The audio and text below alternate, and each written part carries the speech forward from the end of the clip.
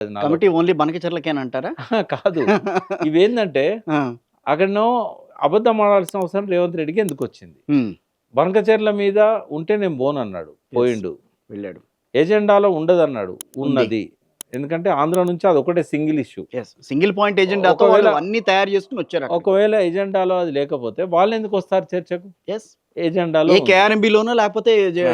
వీటి గోదావరి ఆ! River board management ఆ! దాంట్లో కూర్చొని పోనీ చర్చించుకోవచ్చు కదా! ఎజెండాలో ఉంటే చర్చించరేమో అనుకున్నాం. హ్మ్. ఎందుకంటే దాన్ని కేంద్రం రిజెక్ట్ చేసింది కాబట్టి. కానీ ఏం జరిగింది?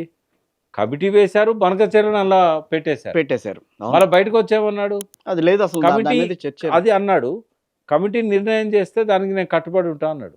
అంటే బనకచెర్ల మీద కమిటీ గనుక ముందుకు పొమ్మనంటే రేవంత్ రెడ్డి దానికి ఆమోదం తెలిపినట్టే. అంతే. అంతకుముందేమన్నాడు? 1000 టీఎంసీలు మాకిచ్చి తీసుకుపోండి ఎన్నన్నా అన్నాడు. హ్మ్. మనకు ఆల్రెడీ 1000 టీఎంసీలు మన హక్కే కదా. 968 టీఎంసీలు యెస్. మన హక్కే కదా. హ్మ్. అంటే ఈ రెండిటిని పోల్చి చూసినప్పుడు మన కళ్ళు కప్పడానికి మన ఇష్యూస్ని అక్కడ పెట్టాడు. హ్మ్. నిజంగానే ఆ ఇష్యూస్లల్లో సీరియస్ ఇష్యూల మీద చర్చ జరిగిందంటే సీరియస్ ఇష్యూల మీద చర్చ జరగలే. సీరియస్ ఇష్యూలు ప్రస్తావనకు కూడా రాలే.